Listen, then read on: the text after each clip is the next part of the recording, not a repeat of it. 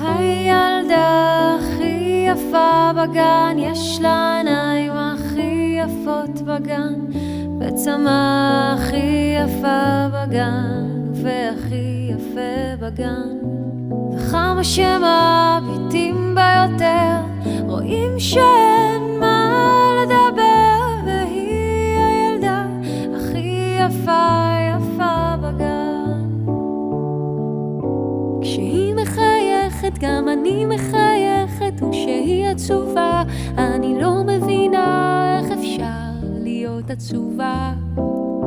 כשאת הילדה הכי יפה בגן.